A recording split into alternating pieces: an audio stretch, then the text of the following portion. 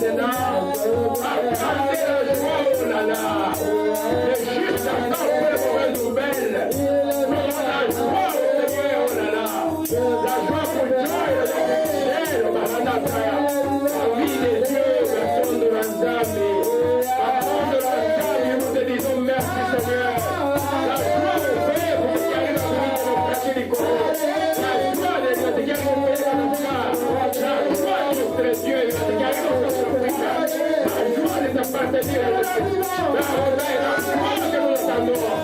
Tu nous as acceptés à nos collègues. Tu nous as destinés à la prison du salut. Par le Jésus-Christ de Nazareth. Et qui veut nous empêcher de te louer. Qui est Dieu, sois aimé de la puissance maintenant. Sois aimé de la puissance de Dieu. Sois aimé de la puissance.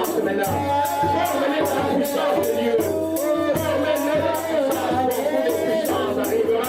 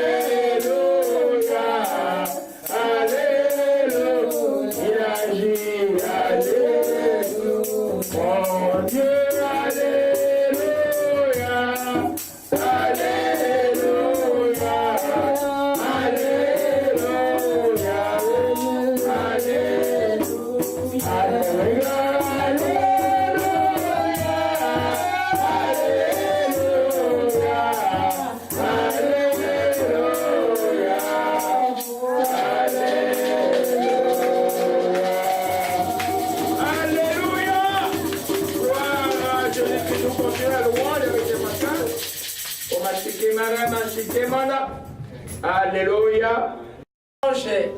De miracles. Et pour ceux qui sont là et ceux qui sont absents.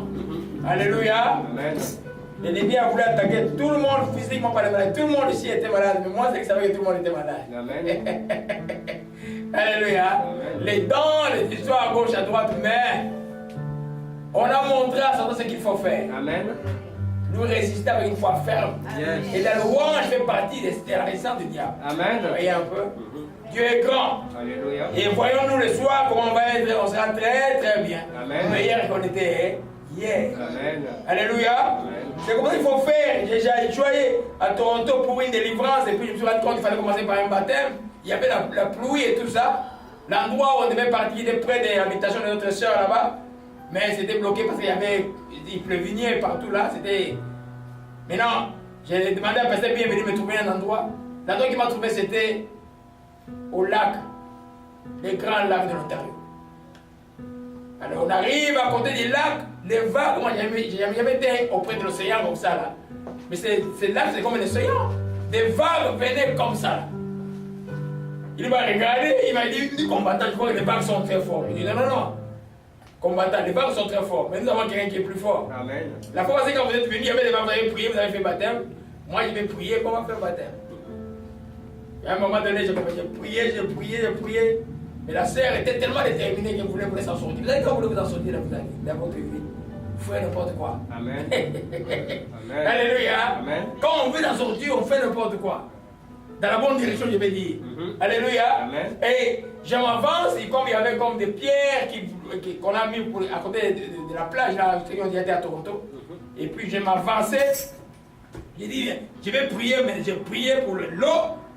Les vagues passaient au-dessus de moi. J'ai senti comme j'ai senti d'habitude. Et puis, j'ai trouvé une place où il y avait des pierres un peu où l'homme arrivait ici. Et puis, derrière la grande pierre, il y avait comme un petit bassin. Mais les vagues passaient au-dessus de nous. Amen. Les jeunes photos là. Amen. Et finalement, on a fait le baptême.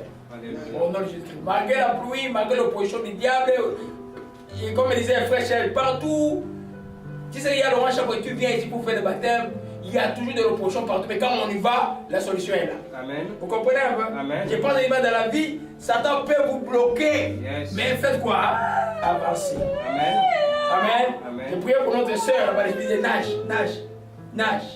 Ça veut dire quoi? Avance. Avance. Oui. Et considère pas ce que le diable est en train de te faire ou de t'attaquer. Toi, avance. Alléluia. Amen. Nous avançons parce que nous croyons que tout ce que nous demandons au nom de Jésus-Christ, nous l'avons obtenu. Ce que nous sentons temporairement n'est pas important. Alléluia. Nous continuons, nous allons faire ce que Dieu nous demande de faire. En faisant ce oh, il n'y a plus de maladie. Amen. C'est vrai qu'il faut avoir cet esprit de persévérance.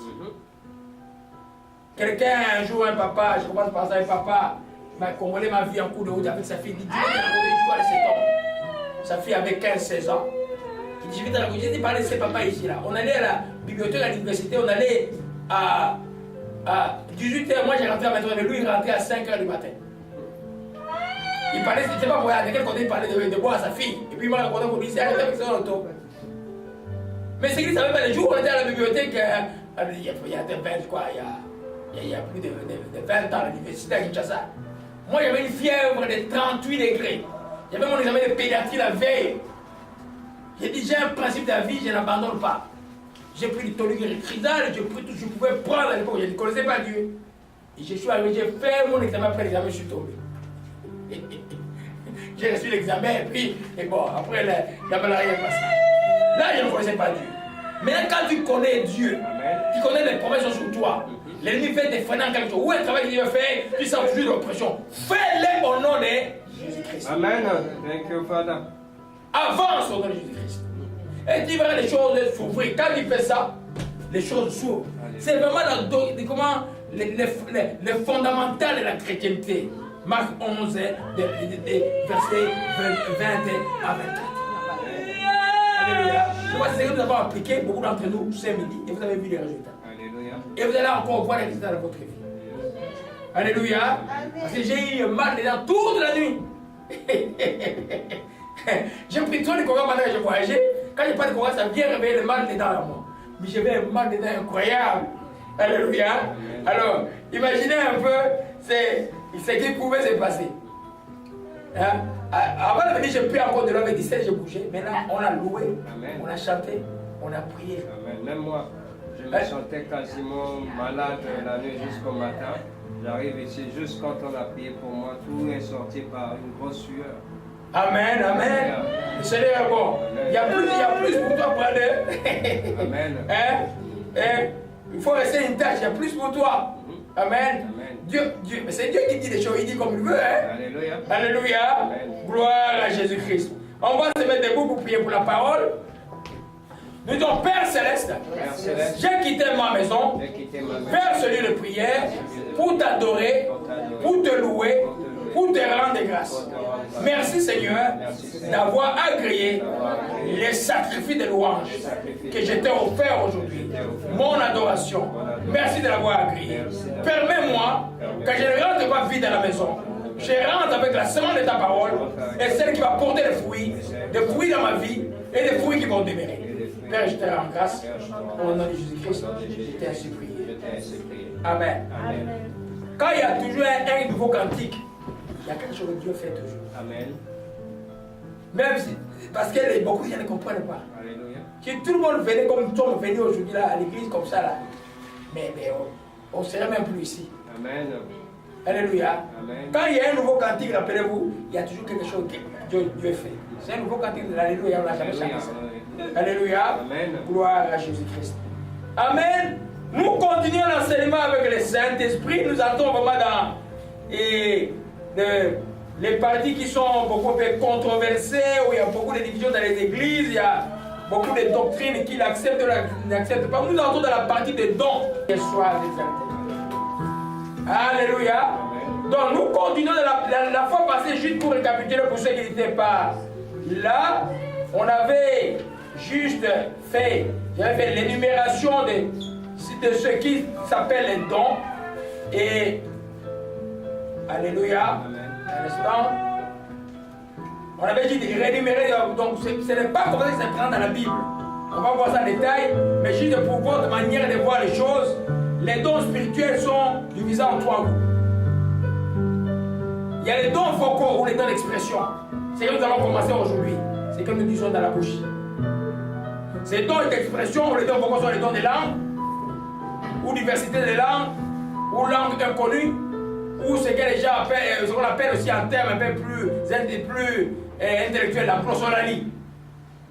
Et nous avons les dons d'interprétation des langues, ou l'interprétation des langues. Je vais expliquer. Il y a un qui dit que ce n'est pas un don, mais moi je crois que c'est un don parce que ça vient du Saint-Esprit.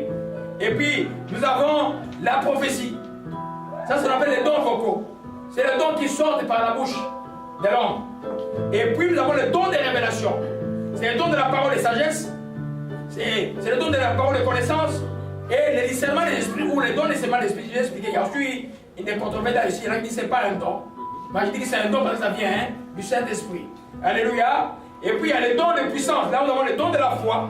Alors, on ne peut pas confondre avec la foi des chrétiens de tous les jours. Nous avons les dons de guérison. Nous avons les dons d'opérer des miracles. Alléluia.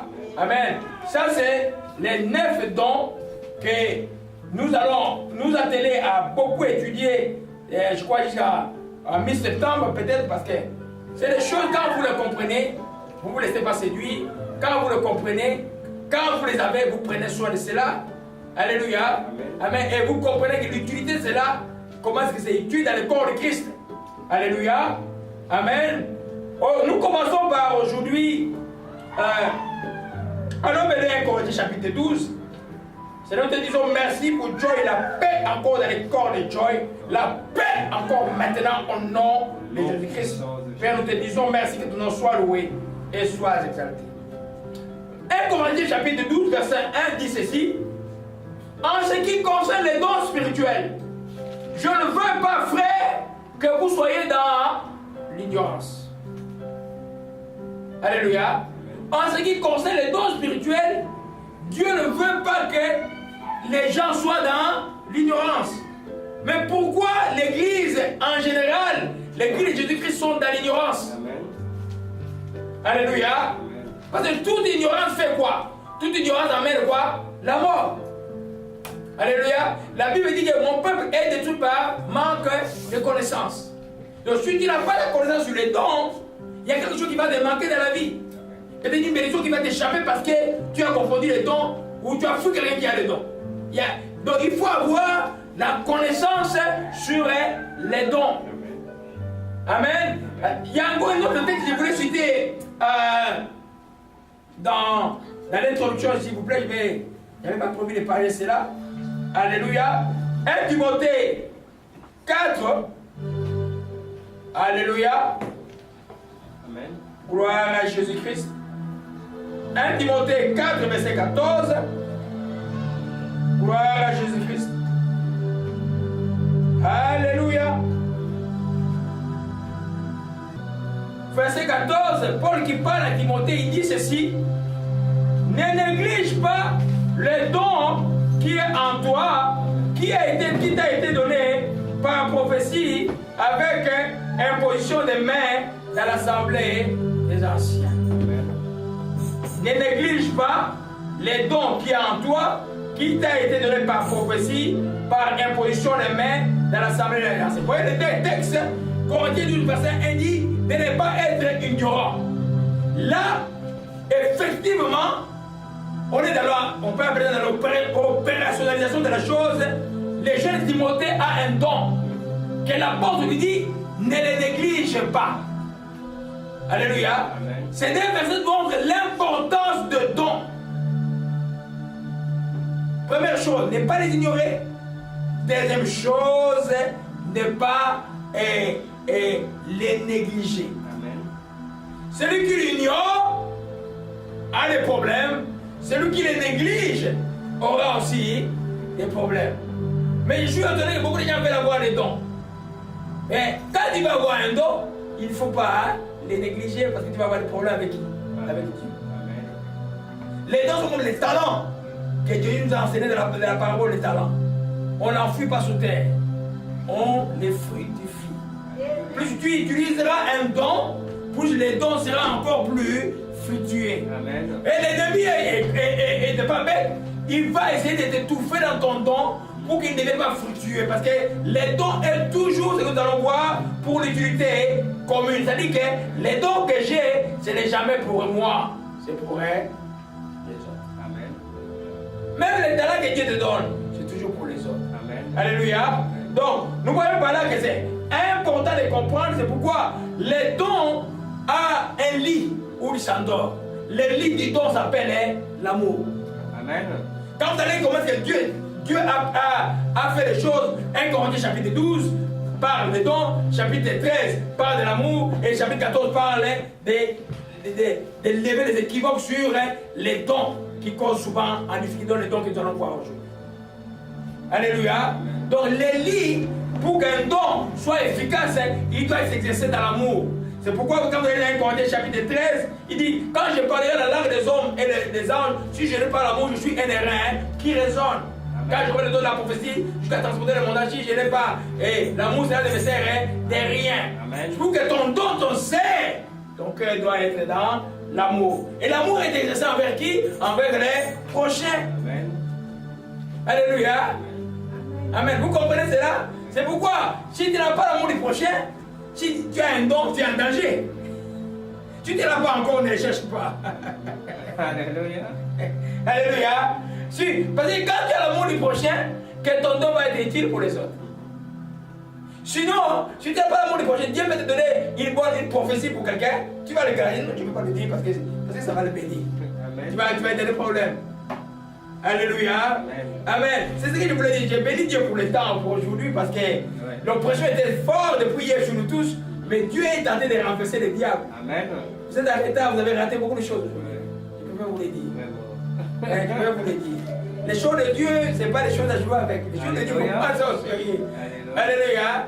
Amen. Donc nous comprenons, mes bien-aimés, que les dons et pour l'utilité comme c'est pourquoi l'étude des dons est quelque chose de très, très important. Alléluia. Amen. Qui est l'administrateur des dons? Qui donne les dons? C'est le Saint-Esprit de Dieu. Yes. Ce n'est pas l'homme. Ce n'est pas les pasteurs. Amen. Même si les dons est donné des fois par imposition des mains. Mais c'est le Saint-Esprit qui passe à travers l'homme pour bénir. Thank you, Father. Alléluia. C'est lui l'auteur et l'administrateur. Le gestionnaire des dons. C'est le Saint-Esprit. C'est lui qui nous a visité. Qui est dans le nouveau chant que nous avons chanté aujourd'hui. C'est lui qui nous a visité aujourd'hui. Ah, mais celui qui a fait ça parce qu'il joue le piano maintenant. Lui-même, je ne sais pas si on comprend bien ce que j'ai dit. Alléluia. C'est le Saint-Esprit.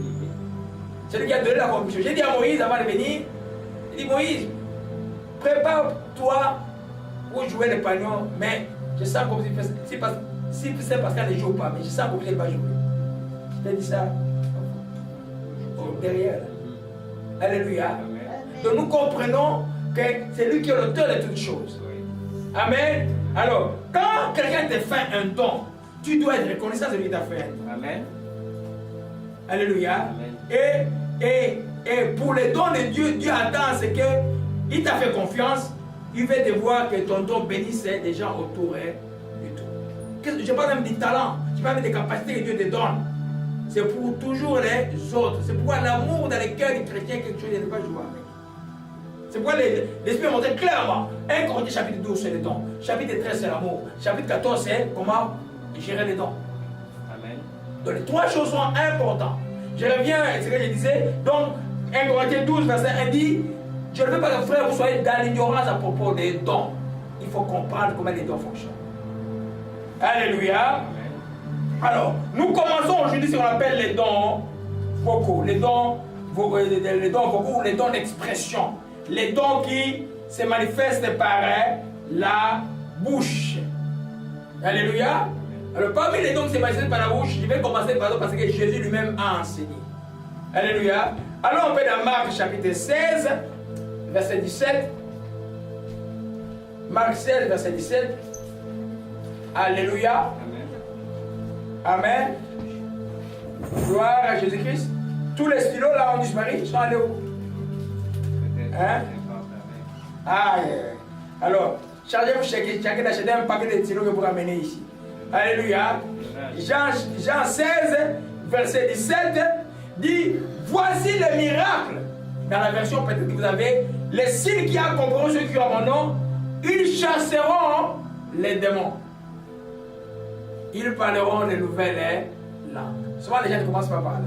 Moi je vais commencer par ça. Les gens me disent, ah non, Jésus n'a pas parlé là. Jésus a parlé de nouvelles langues parmi ceux qui vont croire en lui.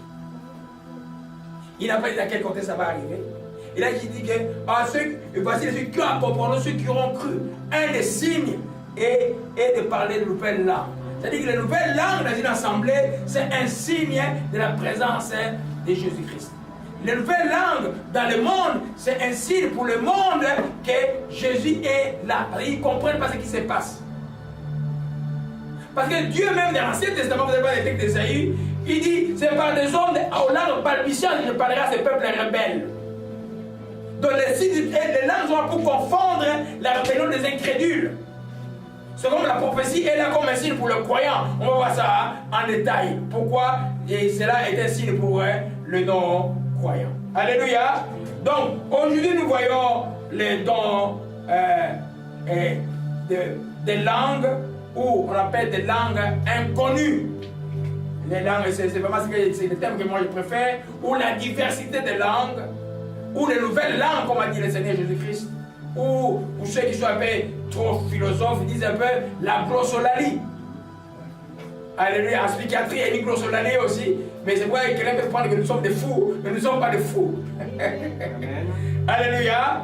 Amen. Nous voyons aujourd'hui les dons vocaux, nous commençons par les moindres des dons vocaux qui fait les grands dons. Les langues sont la moindre des langues, des dons, mais qui, dans la pratique régulière, crée des grands dons, permet l'éclosion des grands dons à l'église. Amen. Alléluia. Alors, qui ne connaît pas les paroles de la langue ici? Tout le monde peut connaître. Et là, vous êtes arrivé, il dit, mais le pasteur, là, quand il prie des fois, il dit quoi? Le pasteur ne comprend même pas ce qu'il dit des fois. S'il n'y a pas d'interprétation, il ne comprend absolument rien. Les dons de langue, c'est quoi?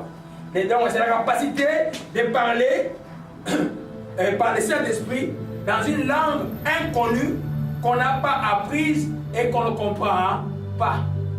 Mais tu le parles. Tu es conscient que tu parles. Tu n'es pas dans l'apoplexie, tu n'es pas dans une forme de domination. Tu es tranquille, tu sais. Ton cœur sait, toi tu sais que tu parles, mais ton entendement ne comprend absolument rien. Tu ne comprends pas. Mais ton esprit est en prière par le Saint-Esprit. Alors, on a parlé de ça. Vous allez voir que le jour de Pentecôte, le jour où le Saint-Esprit, allons dans Actes chapitre 2. Actes chapitre 2. Oh, nous remercions le Seigneur pour sa grâce et pour sa puissance. Et nous le disons encore merci beaucoup. Actes chapitre 2. Rapidement, Actes chapitre 2, versets 1 à 4.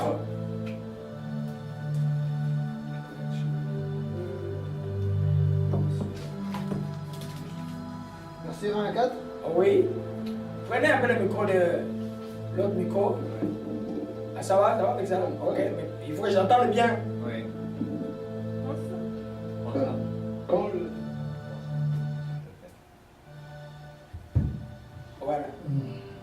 Quand le jour de la Pentecôte arriva, ils étaient tous ensemble au même endroit. Tout à coup, il vint du ciel un bruit comme celui du vent violent qui remplit toute la maison où ils étaient assis. Des langues qui semblaient de feu leur apparurent, séparées l'une des autres, et elles se posèrent sur chacun d'eux. Ils furent tous remplis du Saint-Esprit et se mirent à parler en d'autres langues, comme l'Esprit leur donnait de s'exprimer. Alléluia. Amen. Ils se mirent à parler dans d'autres langues, comme l'Esprit leur donnait de s'exprimer. J'avais dit l'administrateur des dons, c'est qui? C'est le Saint-Esprit. D'autres langues, à l'époque, en ce jour-là, c'était des langues humaines, mais qui n'étaient pas les langues juives. Ces gens sont arrivés, ils ont vu ces juifs-là qui ont jamais appris ces langues-là, en train de parler dans les langues. Nous allons voir, quand nous allons, je vais le dire rapidement, quand nous allons au verset 11. Crétois et Arabes, comment entendons-nous les entendons-nous dans nos langues de merveille de Dieu? Ils étaient tous dans l'étonnement, les sachant que pensaient, ils te disaient, que veut dire ceci? D'autres se moquaient, ils disent, ils sont pleins de vin, tout. Alors, là nous voyons qu'il parlait des langues humaines. Alléluia, et là il va dire, mais moi j'ai jamais entendu quelqu'un parler des langues humaines. Oui, les langues humaines, moi quand j'étais pas dit Saint-Esprit, j'ai parlé chinois, les jours je n'ai pas dit Saint-Esprit. Après, je parlais arabe. Après, je parlais beaucoup de langues humaines. Des fois, je parle des langues ici. Je sais que ça, c'est une langue humaine. Je sais que c'est une langue humaine. Quand c'est une langue humaine, je sais. Je sais que ça, c'est une langue humaine. Mais je ne comprends absolument rien. Alléluia. Dans les langues inconnues, il y a des langues humaines. Il y a aussi des langues non humaines. Amen. Quand vous allez dans 1 Corinthiens 13, verset 1, il est écrit, et quand je parlerai les langues des hommes et des anges. Alors, qui connaît la langue des anges ici? Personne. Alléluia. Alors, que ce soit les langues humaines inconnues de toi, ou les langues non humaines inconnues de toi, ou ce soit donc quelque chose de verbal qui sont dans ta bouche, et que toi tu ne comprends pas, et que tu ne connais pas, et tu es en état de prière, et que l'onction de Dieu sur toi, tu es en train de parler en langue inconnue. Tiens, ce qu'on appelle la glossolanie. Alors, il peut être comme un signe. Nous parlons aujourd'hui de dons. Ce n'est pas tout le monde qui a les dons des langues. Mais tout le monde qui est bâti de cet esprit peut avoir comme signe majeur, pendant quelques minutes ou quelques temps, de parler en langue, et puis ça ne vient plus. Comme l'état, nous voyons là, c'est le jour de Pentecôte. Aujourd'hui, nous parlons des dons, des dons des langues. C'est-à-dire que quelque chose que Dieu t'a donné, que tu peux parler autant de fois que l'esprit d'esprit de parler en langue, tu parleras en langue. Des fois, devant un caissier, tu ne sais pas, pouf, tu as parlé en langue, il te regarde comme un malade mental, mais tu as prié pour quelque chose que lui ne comprend pas, que Dieu comprend, et les choses sont passées. Alléluia. Donc, les dons des langues ça s'appelle sur la diversité des langues. Ça a causé beaucoup de problèmes dans l'église. Dans l'histoire de l'église. Ça a causé beaucoup de problèmes. Vous savez qu'après, jusqu'à prenons 7e siècle jusqu'au 19e siècle, ça avait un peu disparu. Il y avait un peu des Huguenots qui parlaient un peu en France. Il y avait un peu des gens de groupes comme ça. On appelait ça un peu des groupes sectaires. Les catholiques disaient, oh, c'est un groupe sectaire. Il y a des gens qui parlaient en langue, mais il y a quelque chose d'anormal qui s'est passé. Partout où les gens parlaient en langue, c'est là où il y avait aussi des miracles. Il y a aussi des gens qui avaient aussi la foi. Là aussi, les gens aussi craignaient plus Dieu. Alors, et les gens ne comprenaient pas. Jusqu'à ce qu'au début du siècle, on a eu le mouvement de pentecôtisme qui est sorti.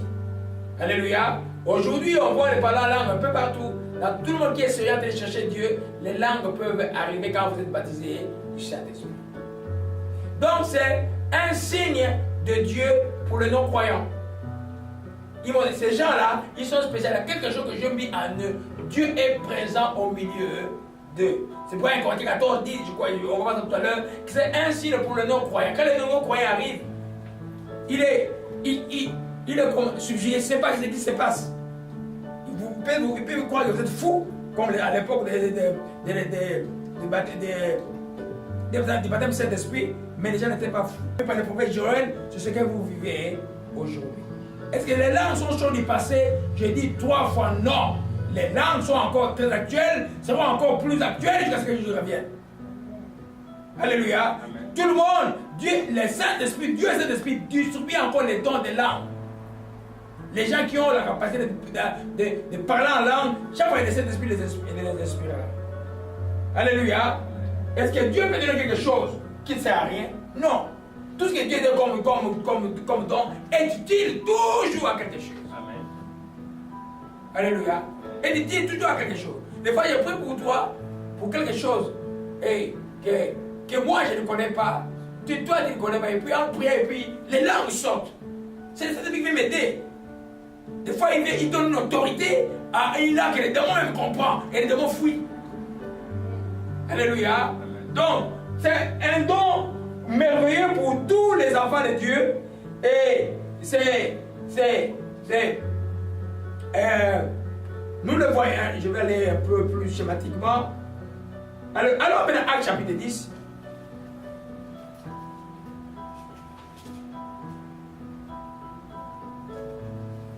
Alléluia. Acte chapitre 10. Alléluia, je vais le lire rapidement. Si tu allais de Moïse, tu dis, mais vous savez pourquoi je le donnais pour lire? Parce qu'il avait mal aux dents. Alors, comme quand il lit, il a les mains de la part. Alléluia. Acte 10, verset 48. On va le lire rapidement.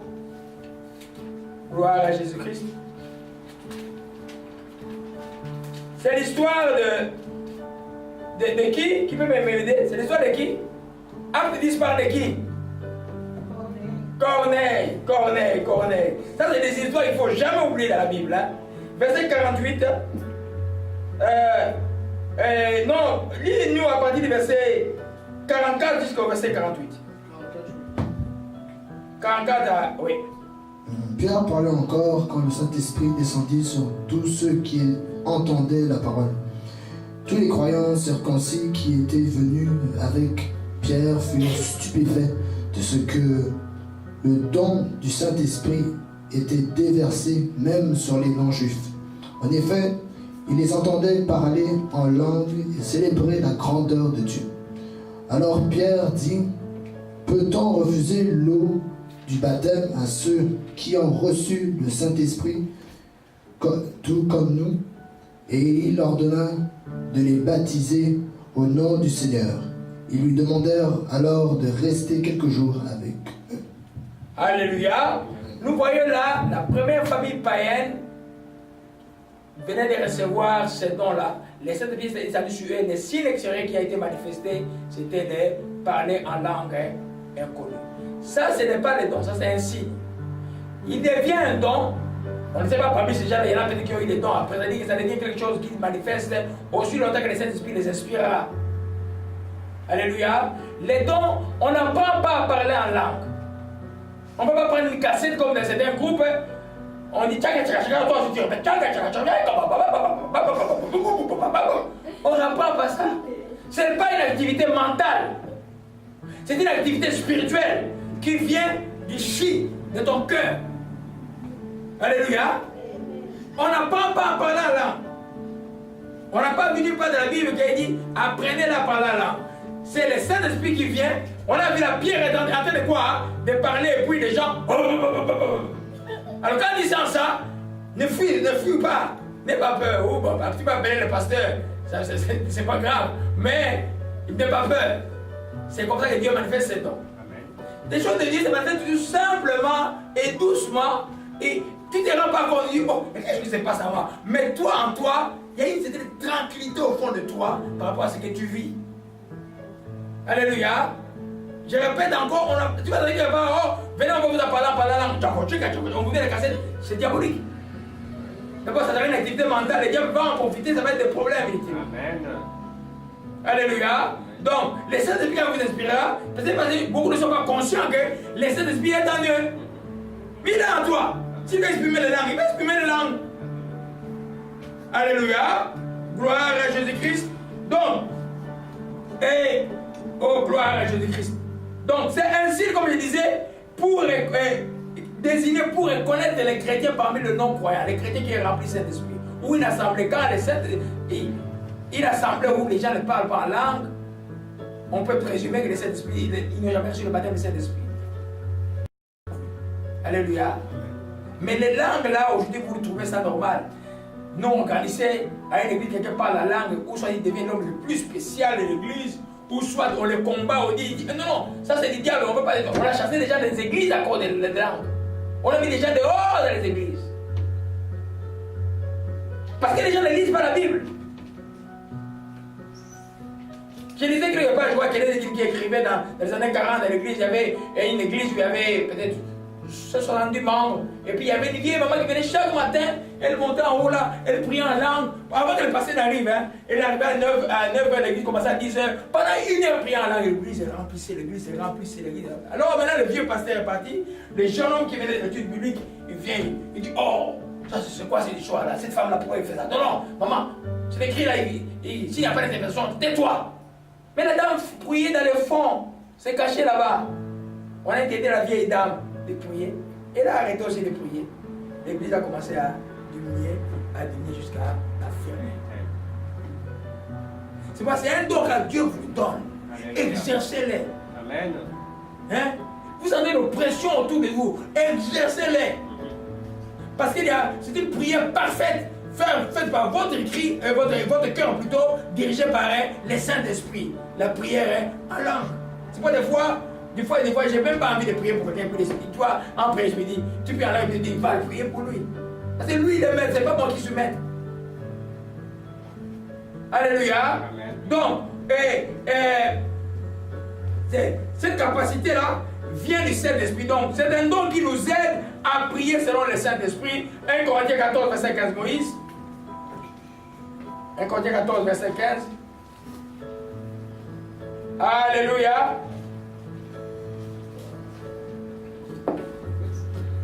Amen. 1 Corinthiens 14, verset 15. Que faire donc? Je prierai avec mon esprit, mais je prierai aussi avec mon intelligence. Je chanterai avec mon esprit, mais je chanterai aussi avec mon intelligence. Alléluia. Il dit que si je prie en langue, mon esprit est en prière et mon intelligence demeure stérile. Ça veut dire quoi? Ton cœur à toi est en prière, mais ta tête ne comprend absolument rien. Amen. Hein? C'est comme Matthieu commence à parler lingala, et puis il dit, mais qu'est-ce qui se passe? Hein? C'est quelle langue que je parle? Hein? L'intelligence de Matthieu va comprendre absolument rien. Mais les gens qui parlent lingala disent, oh, cet enfant-là a dit ça, ça. Donc Dieu a fait les choses ainsi. Amen. Il dit, que ferait donc? Pour répondre à ça, c'est pourquoi il faut prier par l'esprit et prier aussi avec intelligence. Alléluia. C'est là où parce que le but de l'enseignement, ce n'est pas de vous enseigner ce que vous connaissez, c'est pour lever les équivoques. C'est là où ceux qui disent que on peut prier en langue par sa volonté à soi. Non. Ça veut dire que le Saint-Esprit t'inspirera de prier par esprit. Tu vas prier en langue. C'est comme si tu vas prier par intelligence. Ça veut dire que tu vas prier selon la parole de Dieu. Tu vas comprendre ce que tu dis. Vous comprenez un peu? Tu te pries en français, tu comprends ce que tu dis. Mais dans les deux cas, ce qu'on appelle prier sous effusion du Saint-Esprit, tu peux être sous effusion du Saint-Esprit, mais tu pries en la langue que tu connais. Tu pries en français. Dans ce cas, qu'est-ce qui se passe? Tu n'es pas prémédité les mots que tu vas prononcer. Tu n'as pas pensé qu'est-ce que je vais prononcer, mais les mots sortent là. Tu sors, c'est comme une prophétie, mais c'est une prière qui sort du cœur. On appelle la prière sous effusion du Saint-Esprit. Alléluia. Amen. C'est là tu comprends les choses. Alléluia. Mais ce que l'apôtre dit ici, ça dit que je priais dans l'inconnu, je priais aussi avec ma pensée. Ça dit, ah non, je vais dans une situation, par exemple, d'un démon. Je vais chercher ce démon-là au nom de Jésus-Christ. Je sais que, ma soeur là ou mon frère là, bon, je vais prier pour tel cas. Tu peux penser, je vais prier pour lui, pour Dieu le bénisse dans tel cas. Amen. Ou même pour toi-même. C'est avec l'intelligence tu comprends. Alléluia. Mais dans la prière en langue, tu ne comprends absolument rien. Alléluia. J'aimerais juste revenir encore sur quelque chose. Gloire à Jésus-Christ. Que son nom soit béni et soit exalté. Gloire à Jésus-Christ. Au verset 1 Corinthiens 14, verset 5, Paul dit, je dis que tous vous parliez en langue, mais encore plus que vous prophétisiez. Alléluia. Parce que celui qui prophétise est plus grand que celui qui parle en langue. À moins que c'est de l'interprète, que l'église en soit édifiée. On va voir ça tout à l'heure. Qu'est-ce qu'on appelle l'édification. On va y revenir sur ça. Alléluia. Alors là, nous retenons une chose. Que prier, quand vous voyez dans la Bible, prier par l'esprit, c'est prier en d'autres langues. Alléluia. C'est ton esprit en toi qui prie sous l'infusion du Saint-Esprit. Prier par intelligence, tu pries dans la langue que tu maîtrises, tu connais le mieux. Alléluia. Quand tout est dirigé par le Saint-Esprit, tu arrives au même résultat. Alléluia. Des fois, tu ne sais pas pourquoi tu vas prier. Les paroles de prière commencent à sortir en toi. Tu es sous l'infusion du Saint-Esprit. Alléluia. La meilleure prière, comme je vous ai dit dans l'enseignement sur la prière, est celle qui est conduite par le Saint-Esprit. C'est vrai que je peux prier aussi, penser les choses que je peux dire. Mais si j'ai même ma foi dedans, ça va marcher aussi. Alléluia. Amen. Donc, étant un don, c'est un don qui est là pour l'utilité commune. Alléluia. Je vais juste... oh, gloire à Jésus-Christ. Que son nom soit exalté, soit béni. Alléluia. Alors, quelles sont les utilités de ces dons? Pourquoi on doit prier en langue? Pourquoi c'est utile de prier en langue? Alléluia. On commence par dire, nous tous nous répétons, c'est pour l'utilité commune. C'est-à-dire, tu pries en langue et tu es édifié. Quand tu es édifié, donc tu es conçu toi, ce que tu vas faire après va édifier les autres. Alléluia. C'est pourquoi dans les langues, on prie qu'il y ait l'interprétation pour que les gens comprennent qu'est-ce qu'il dit. Si c'est une action de grâce que tu rends, les gens vont dire Amen. Si c'est une louange que tu fais, les gens te disent Ah, c'est une louange. Ils vont comprendre et ils vont être édifiés, donc encouragés, ils vont être construits. Alléluia. C'est pourquoi Paul dit que celui qui prie en prie, lui, pour qu'il puisse avoir l'interprétation. Mais bien souvent, j'ai vu quelqu'un qui était j'ai parlé là il y a des semaines. Hé, frère, il faut l'interprétation. Je ne t'étais. Il faut l'interprétation. Je ne t'étais. Mais un don, pour qu'il grandisse, il doit s'exercer. On peut parler en langue sans déranger le voisin à l'église. On peut parler en langue sans dévoiser les gens, sauf quand le pasteur prêche, bien sûr. Mais là aussi, je peux prêcher, mais Dieu t'inspire de prier tranquillement pour moi pendant que je prêche. Avec tes lèvres. Alléluia. Donc, ne soyez pas prompt à dire, hé, frère, il y a des langues, il faut prier l'interprétation. Des fois, je dis, quand le pasteur ne va pas baptiser le Saint-Esprit, les gens parlent de baptiser le Saint-Esprit, il devient frustré. Hein? Il devient frustré. Au lieu de rendre des gars du Seigneur, mais c'est moi-même qui dirige ces gens-là. Et comment je vais faire pour le conduire? Dieu va te donner aussi les dons. Amen. Tu sais de quoi je parle? Amen. Quand j'étais baptisé le Saint-Esprit, c'est passé beaucoup de choses à l'église où j'étais.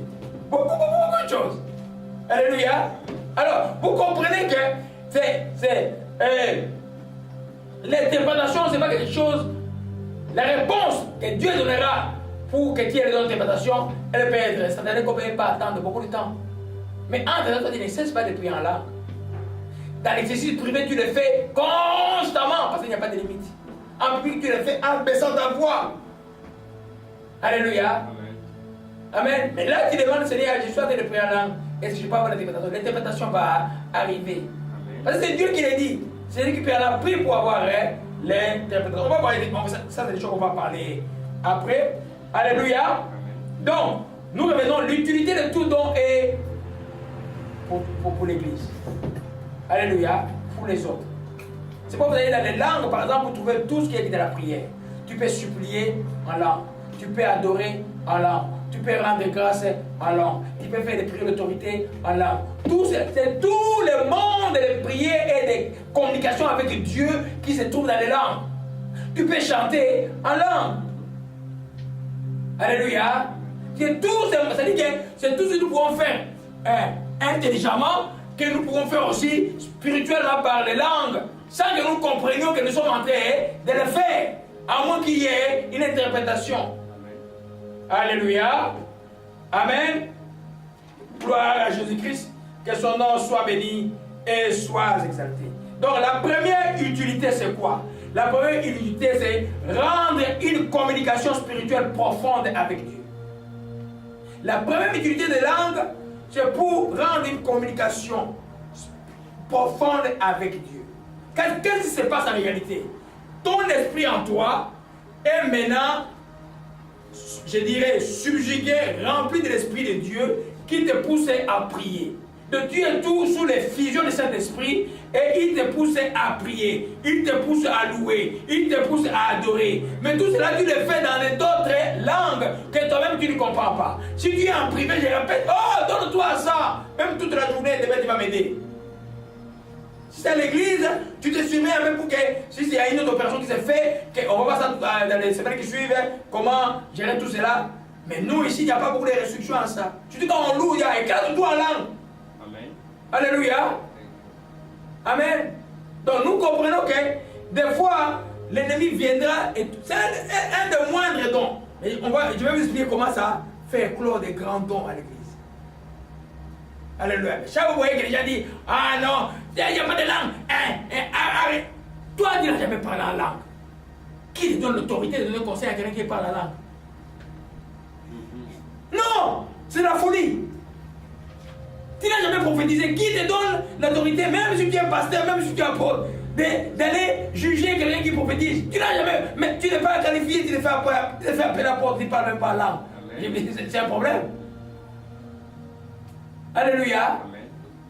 Parce que c'est des choses que quand tu connais ça, tu vas être prudent à l'enfant. Oh, ma soeur, mon frère vient de commencer. Comment l'encadrer pour que les dons soient efficaces et bénéfiques pour nous tous?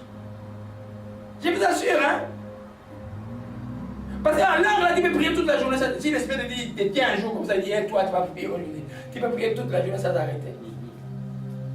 Mais les résultats vont être là. Mais toi, tu comprends, tu ne vas même pas comprendre ce que tu as dit pendant que tu priais. Tu sais seulement que j'avais prié. Demain, tu vas voir, oh, ah, tel, oh, t'as bien créé les mourir hier en famille. Ah, il est bien. Alors, tu vois que les résultats, c'est que tu as été à genoux, mais pour les choses que tu n'as même pas compris. Bien souvent, à 90% pour les autres. Alléluia. Donc, nous sommes dans 1 Corinthiens chapitre 2.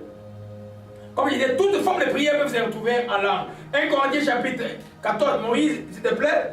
1 Corinthiens chapitre 14, verset 2. Là, on entre dans les vifs des choses. Gloire à Jésus-Christ. En effet, celui qui parle en langue ne parle pas aux hommes, mais à Dieu, car personne ne le comprend. Et c'est ton esprit qu'il dit des choses, des paroles mystérieuses. Alléluia. C'est pourquoi on dit que quand souvent en langue, on dit celui qui parle en langue ne parle pas à qui? Aux hommes. Il parle à qui? À Dieu. Quand on s'adresse à Dieu, on fait quoi? Quand l'homme s'adresse à Dieu, il fait quoi? Il prie. Alléluia. Donc la plupart des temps, quand tu parles la langue, tu pries. Soit tu rends grâce, c'est une prière d'action de grâce, soit tu loues, soit tu fais des pétitions, soit tu fais un combat spirituel. Tu t'adresses à Dieu, tu pries. Et quand on s'adresse à Dieu, qu'est-ce qui arrive? Dieu fait quoi? Prier, c'est quoi? Parler à Dieu. On parle à Dieu, mais en forme de quelque chose, c'est demander à Dieu. Quand tu demandes à Dieu, Dieu fait quoi? Il répond. C'est pour dire que quand la plupart des fois que tu pries en langue et que tu vois une vision ou une parole qui sort de ta bouche, ou même tu viens de prier, tu vas dormir un peu, un songe arrive, te donne souvent des réponses par rapport à ta prière. Ça, vous n'attendez pas beaucoup ça? Alléluia. C'est fini et puis il sort de la chose. Non. Quand tu as prié, Dieu va parler. C'est pourquoi quand nous prions beaucoup en langue, nous voyons des visions. C'est des réponses que Dieu nous donne par rapport à nos requêtes que nous n'avons pas compris que nous avons demandé à Dieu. Celui qui prie en langue, il ne s'adresse pas aux hommes, parce que personne ne le comprend. C'est en esprit qu'il dit le mystère, il s'adresse à Dieu. Alléluia. Amen. Et verset 4, celui qui parle la langue s'édifie lui-même. Dites pas non, s'il n'y a pas d'interprétation, arrêtez. Non, dis frère, prie tranquillement, n'embête pas ton voisin, va à la maison, prie comme tu veux, dans ton auto, prie comme tu veux, parce que tu vas t'édifier, les gens comprennent, tu te construis. Quand tu te construis, qu'est-ce qui va arriver? Tu auras des choses plus grandes, tu seras même plus utile encore pour l'œuvre de Dieu. Prenons l'exemple. Comme quand je voyage là. Quand moi j'entre l'auto là, quand je suis en voyage, j'aime voyager seul. Je commence par la prière, je prie peut-être 3 et 4 heures de temps. Je prie en quoi? En langue. Et des fois les prophéties sortent. Ils me montrent déjà l'endroit où je vais, qu'est-ce qui va se passer et tout ça. Et effectivement, quand je suis arrivé, j'ai trouvé la même chose que Dieu avait dit. Imagine-toi le matin, et en priant toujours en langue, l'Esprit dit, descendez en bas pour faire les baptêmes. Mais quand la sœur me propose maintenant de faire tout près de chez elle, j'ai dit, mais oh, la tête maintenant fonctionne. Mais oui, c'est tout près ici. Mais on va là-bas, c'était fermé. Donc j'ai perdu du temps pour rien et les carburants pour rien. L'Esprit avait dit, descendez en bas. Quand vous êtes à Brampton, Toronto c'est comme en bas, donc vous descendez. Et on est parti, il y avait, malgré les vagues qu'il y avait dans le lac, il avait dit, descendez en bas, tu vas faire le baptême. Je fais le baptême parce que lui avait dit, descendez en bas. Tout ça, c'est le résultat d'une prière en langue longtemps. À un moment donné, je vous avais dit quelque chose que beaucoup de gens ne comprennent pas. Pour ceux qui parlent la langue, comprenez ça. Quand vous avez prié beaucoup en langue, à un moment donné, votre intelligence va s'accuser. Mais après quoi? C'est quoi ça? Votre intelligence vous dit empty, c'est quoi ça? Richard, c'est l'esprit, c'est l'esprit du diable. Parce qu'il dit que l'intelligence a soif de comprendre. Je vais comprendre. Mais il ne peut pas comprendre ce que l'esprit dit. Alléluia.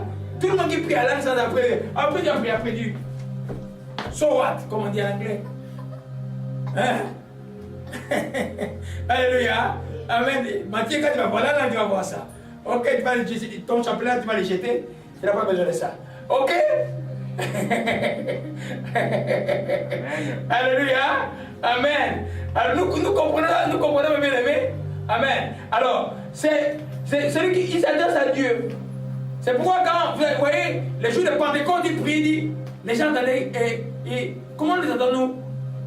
Comment les entendons-nous parler dans nos langues et puis rendre grâce à Dieu?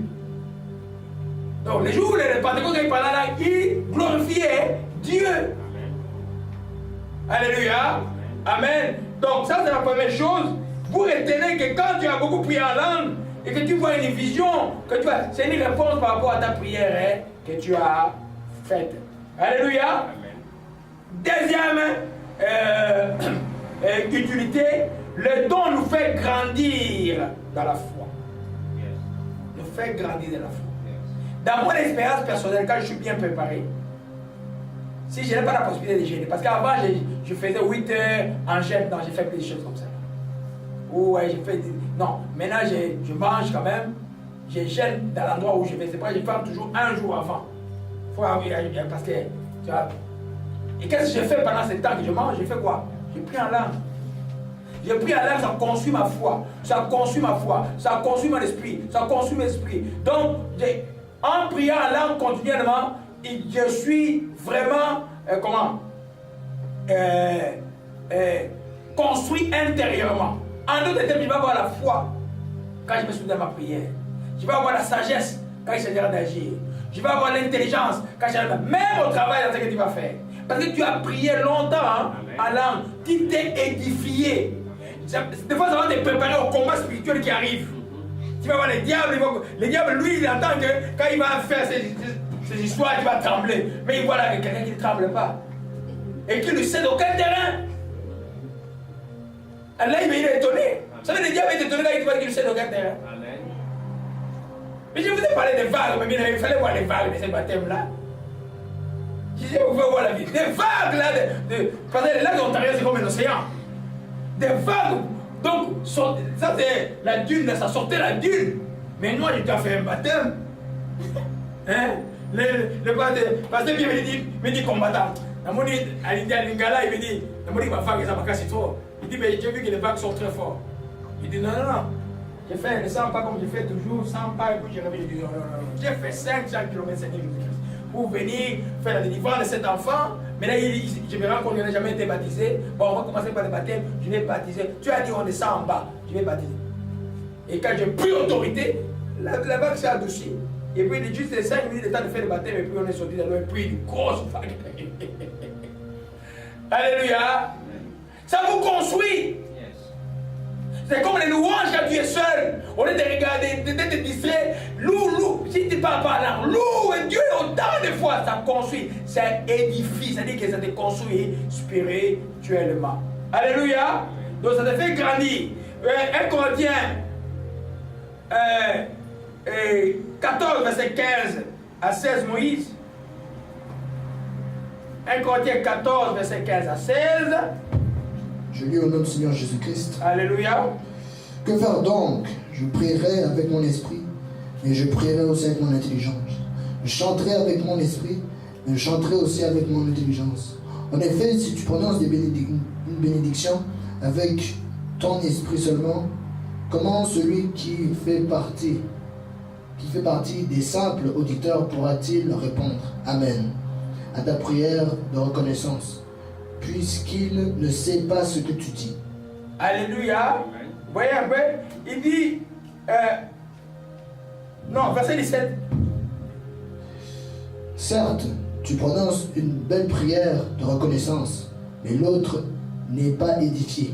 Alléluia. Amen. Alors, je voulais juste expliquer quelque chose ici, c'est-à-dire que, au verset 4, il dit, celui qui parle en langue s'édifie lui-même. C'est-à-dire, tu te construis, tu te prépares, tu fais quoi? Il y avait un terme que j'avais écrit hier que je trouvais mieux, et tu entretiens la force de l'esprit en toi. Tu vois, ton esprit était faible des fois. Mais la force de l'esprit augmente avec le parler en langue. Donc les choses de Dieu vont être évidentes. Tu auras la force d'opérer selon Dieu. Par exemple, pour nous qui prêchons, j'ai pris en langue depuis le matin. Pour vous qui venez à l'église, même pour qui chantez, ou même toi qui veux faire un travail qui est difficile, tu exerces et la force de ton esprit sera fort. Amen. Alléluia. Amen. Mais tu vois, l'ennemi c'est ça. Quand tu as prié après, tu me dis, et puis quoi? Non, il sait ce qui s'est passé. Il sait que lui, il voit ce qui s'est passé dans le spirituel. Toi, tu ne vois pas ce qui s'est passé dans le spirituel. C'est-à-dire, toi, maintenant, obéis à Dieu. Quand tu as choisi ces dons, exerce-toi à les faire. Alléluia. Amen. Donc, tu deviendras solide dans ta foi. Amen. Alléluia. Amen. Éphésiens 5, verset 19. Éphésiens 5, verset 19. Alléluia. Vous voyez comment est-ce que c'est tenir ensemble aujourd'hui, comment est-ce que faire des cultes ensemble. Vous voyez un peu que c'est tenir ensemble parce que personne ne sait ce que moi j'ai vécu depuis hier. Personne ne sait ce que moi j'ai vécu, c'est ce que d'autres ont vécu. Mais ensemble, quand trois fils et ensemble, là, c'est difficile à rompre. Alléluia. Éphésiens chapitre 5. Verset 7. 5, verset 19. Verset 19, ok. Je lis au nom du Seigneur Jésus-Christ. Dites-vous des psaumes, des hymnes et des cantiques spirituels. Chantez et célébrez de tout votre cœur les louanges du Seigneur. Alléluia. C'est-à-dire, entretenez-vous par les psaumes, des hymnes, des cantiques spirituels. Ces cantiques spirituels, c'est cantiques en langue. Alléluia. Beaucoup ont peur. Hein? Quand quelqu'un qui arrive, il commence.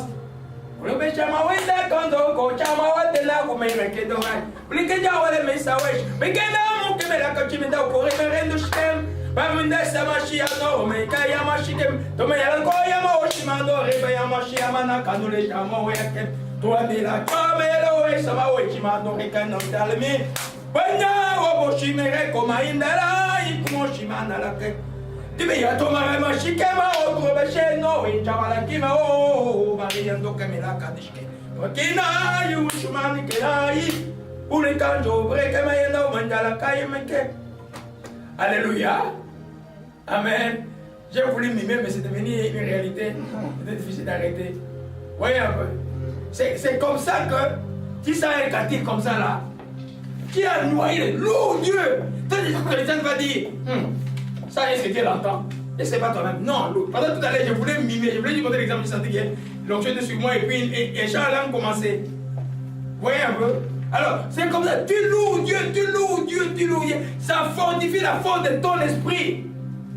Imaginez maintenant, il est le moindre des dons. Sur ceux qui ont ce don ici à l'église, l'église se continue chaque samedi soir pendant 1 heure, 2 heures de temps. Chaque samedi soir. Alléluia. Vous arrivez à l'église, vous allez voir les dons de dons à l'église, mais là, comment ça s'éclore auprès des autres. Auprès des autres. Beaucoup. C'est comme, et je voyais une trompette. Mais ça, une trompette de victoire quand j'ai prié pour le Saint Pascal. Mais je vais dire, la trompette aussi de nous dire simplement, mais réveillez-vous. Alléluia. Quand il y a ces dons-là, tu n'as pas de repos. Alléluia. Dieu cherchait les intercesseurs. C'est les dons par excellence que Dieu donnait à ceux qui ont l'esprit d'intercession. Amen. Dieu a prié pour les nations, il a prié pour les gens, et les choses que tu ne connais pas. Dieu va t'utiliser avec cela. C'est pourquoi il est fait beaucoup plus en secret aussi.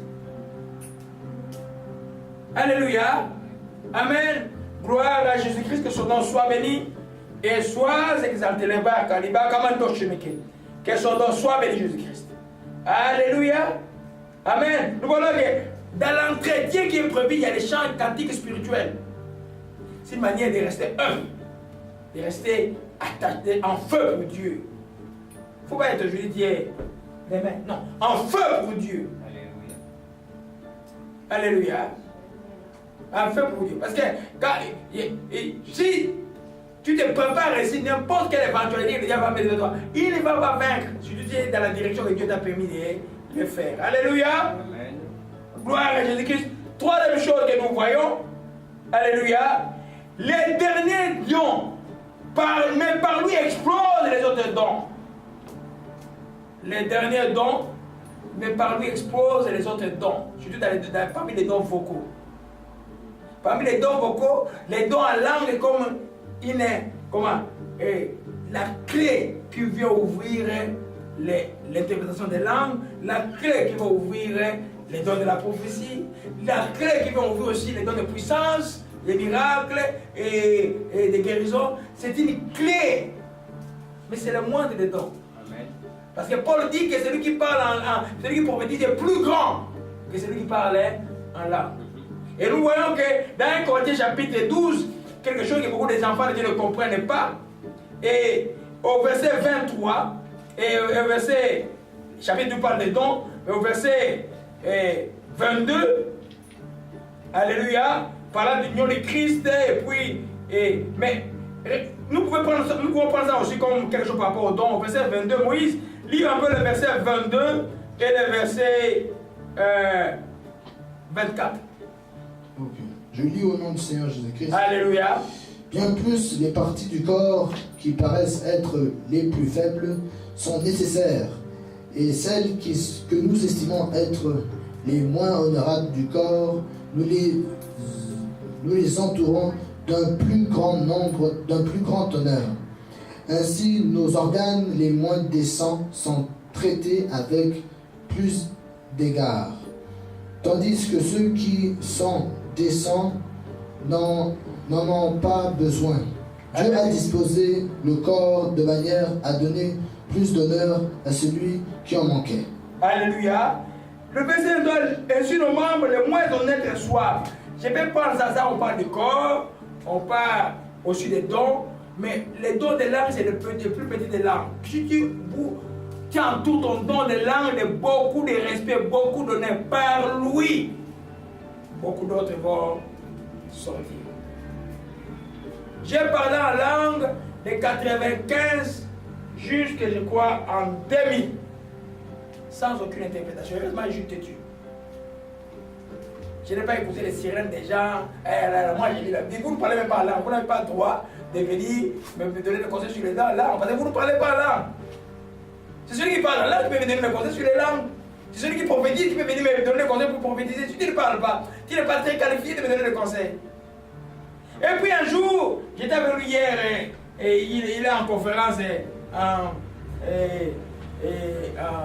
au Brésil. Mon ami de la foi, le pasteur et professeur d'université à Trois-Rivières, Joël Katambwe. Et en 2000, il m'appelle, on priait au téléphone. Et puis, j'ai commencé à prier en langue. Et puis, on termine, lui me dit, oh, mais pourquoi tu disais telle chose? Je dis, mais moi, j'ai prié en langue. Donc, tout ce que j'ai prié en langue, oui, il entendait tout ça en français. C'était une expérience. Il se souvient, il va suivre la vidéo, il va suivre nos enseignements, il va se souvenir de ça. Ah, j'ai dit, mais nous, comme on n'a pas de professeur, notre professeur c'est le Saint-Esprit, quel était Guinée, mais on va faire quoi? Nous comprenons que ça, c'est l'interprétation des langues qui nous arrivent. C'est comme ça que ça a commencé avec moi. Et puis après, ça a commencé à maintenant à sortir, comme ça sort maintenant. Il m'a fallu 5 ans. Donc, il faut être patient. Je ne veux pas dire que pour tout le monde ça va être 5 ans, pour tout ça va être 2 jours. Mais ça prendra un peu de temps parce que Dieu, ce qu'il fait, il te laisse d'abord maîtriser le premier don et puis le second va arriver. Il ne va pas te dire aujourd'hui, il te donne les langues, aujourd'hui, et même le même jour, il te donne l'interprétation. Non, il va te dire maîtriser, parce que vous voyez, vous allez voir les langues, là, vous allez voir peut-être des dimanches avec ça. Et pourtant, vous n'entendez pas venir des gens qui ne portent même pas attention à ça. Et beaucoup vont aller en enfer à cause de ça. Parce que quelqu'un parle à la langue, ah, c'est le diable. Mais tu as péché contre le Saint-Esprit. Tu es chrétien de nouveau, tu as des problèmes. Le péché contre le Saint-Esprit n'est pas pardonnable. Alléluia, c'est pourquoi Paul dit, ne soyez pas ignorants par rapport aux dons. Connaissez les dons. Si vous ne comprenez pas, taisez-vous, demandez à Dieu. C'est je vais comprendre, qu'est-ce qui se passe? J'ai entendu, comment il s'appelle le petit? Hein? J'ai entendu Matthieu prier en langue. Mais c'est qu'est-ce que Matthieu voulait dire? Hein? On lui dit, ah, c'est le diable qui parle là-bas. Non, non, le diable ne peut pas parler avec Matthieu. Alléluia. Gloire à Jésus-Christ. Que son nom soit béni et soit exalté. Quatrième principe, c'est par là que nous allons terminer. Suivi de l'interprétation, les langues équivaut à une prophétie. C'est ce que tout le monde entend. Vous avez déjà entendu parler, qui a déjà entendu parler ça? Que les langues, quand c'est suivi de l'interprétation, ça équivaut à une prophétie. Matthieu a dit non. C'est pas exactement ça. C'est pas exactement ça. Amen. Elle équivaut à une des prophéties simplement dans ce sens qu'elle édifie. Parce que quand il y a l'interprétation, les gens comprennent ce que tu dis. C'est une action de grâce, ils comprennent, ils sont édifiés. C'est là où elle devient une œuvre édificatrice comme la prophétie que les gens comprennent. Mais elle ne devient pas une prophétie. Parce que nous avons vu, quand je m'adresse à Dieu et ce qui me revient plus souvent, c'est la réponse que Dieu va me donner. Donc, ce que nous allons recevoir quand nous prions en langue, souvent des paroles de connaissance. Et les choses, Dieu va dévoiler les choses. Ça ne sera pas des paroles prophétiques. Oui, Dieu va répondre à une prophétie, je suis d'accord avec ça. Mais l'interprétation des langues équivaut à une prophétie dans le sens que quand on comprend ce qui est dit, les gens ont compris, ils ont dit Amen, ils sont édifiés. Ils sont construits. Il dit, ah non, nous avons compris. Amen. Amen. Quand j'ai dit, ah non, comment s'appelle ma fille? Comment s'appelle ça? Marie-Louise. Ok. J'ai pas dit, Marie-Louise va quitter Facebook la semaine prochaine. Oui. Vous voyez un peu? Elle n'a pas encore quitté, et la semaine prochaine, elle va quitter. Ça s'appelle ça. Alléluia. Amen. Mais si j'ai dit, on prie, on dit, ah, Marie-Louise, quand tu étais arrivé au Canada, la première fois le pasteur a prié pour toi. Les trucs qui t'attaquaient sur les lèvres là, Dieu révèle maintenant qui faisait ça. Ou d'où cela est venu. Ça c'est la prophétie, c'est pas une prophétie, c'est une parole de connaissance. Ça te rend intelligent par rapport à oh, cette personne qui est là, maintenant on dit t'es là pour ce qui est là pour maman. C'est-à-dire quand tu regardes cette personne, tu dois être prudent. Vous comprenez un peu? Mais les dons sont tellement importants, tellement utiles. Moi, je ne peux pas comprendre une chrétienne sans don. Moi, regarde, sans don. Dieu nous a mis de tous les dangers qui arrivent. Mais les enfants ne prennent pas garde. Alléluia. Amen. Donc, nous sommes donc, nous, les versets d'équivoque, là, quand on dit, ah, il faut interpréter, ça va être comme une prophétie. Non, ça ne va pas être comme une prophétie. Ça va édifier comme une prophétie. Parce que la prophétie est comprise. Parce que les gens, des fois, ils lisent la Bible. Ne lisez pas la Bible avec la prière. Même quand je vous enseigne, allez dans la Bible encore. Lisez, parce que les épîtres, là, c'est écrit, c'est simple. Lisons maintenant 1 Corinthiens chapitre 14, verset 13. Alléluia, Moïse, rapidement. 1 Corinthiens chapitre 14, verset... non, commençons au verset... Dis d'abord le verset 3 et le verset 4.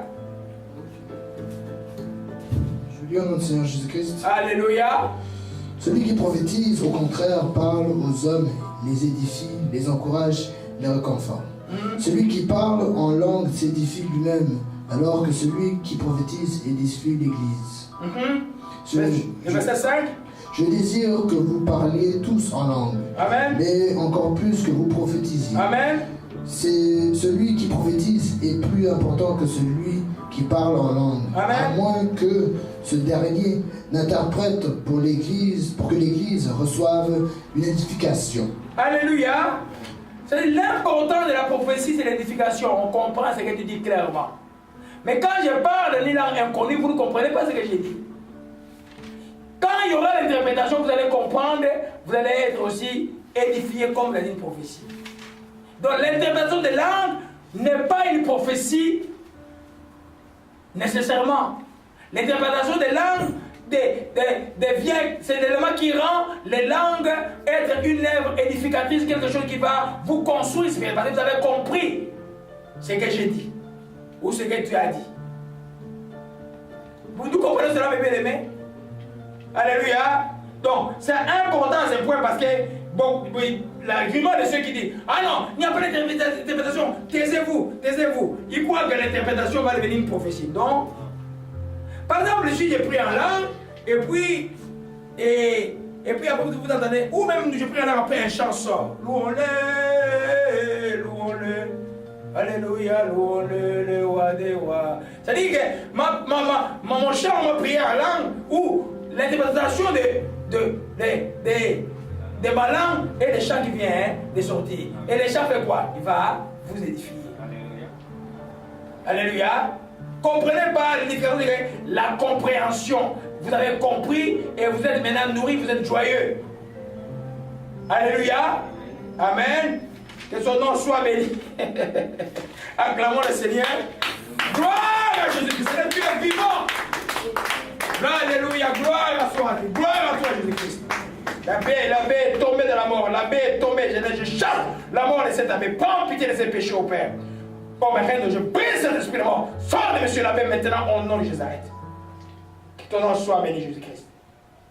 Que ton nom soit loué. Alléluia, alléluia. Amen. Donc, la prière en langue s'adresse à Dieu. Si vous la comprenez, vous dites, ah non, ah, pendant que le pasteur prie en langue, là, ok. Et puis une parole sort après, et prenons, soyez bénis, quelque chose comme ça. Vous comprenez, ah, ce qu'il disait, soyez bénis, ou bien, oh Seigneur, aide, Seigneur, aide. Vous entendez, parce que tu es supplié, Seigneur, aide, Seigneur, aide. Quand vous dites comprenez, Seigneur, et toi aussi là-bas, tu es juste, ah Seigneur aussi, aide, aide. Vous avez une prière, d'une prière humaine et individuelle, devient une prière commune qui s'adresse à Dieu, ça amène la bénédiction. Donc, l'interprétation amène la compréhension de ce que l'homme ne comprend pas pour que l'homme comprenne, devienne édifié, se construise spirituellement. Ce n'est pas une prophétie. Ce n'est pas nécessairement une prophétie. Alléluia. Amen. Gloire à Jésus. Ce n'est pas là que nous allons finir. C'est là que nous allons finir. Alléluia. Donc, je vais juste ajouter un bémol rapidement avant qu'on vous prépare pour dimanche prochain. Après une prière en langue, Dieu peut nous répondre par une vision.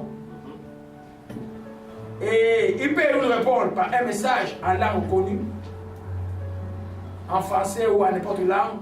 Il peut nous répondre aussi par un pressentiment. Fais ça, disant, oh, la direction à prendre c'est celle-là, il n'y a pas mon problème.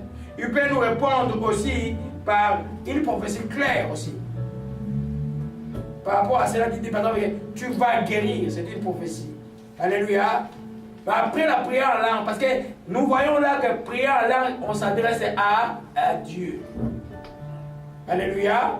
Amen. Même quand nous louons en langue, nous adressons à qui? À Dieu. Mais pourquoi les gens sont édifiés? Parce qu'ils comprennent ce que nous chantons. Amen. La même chose.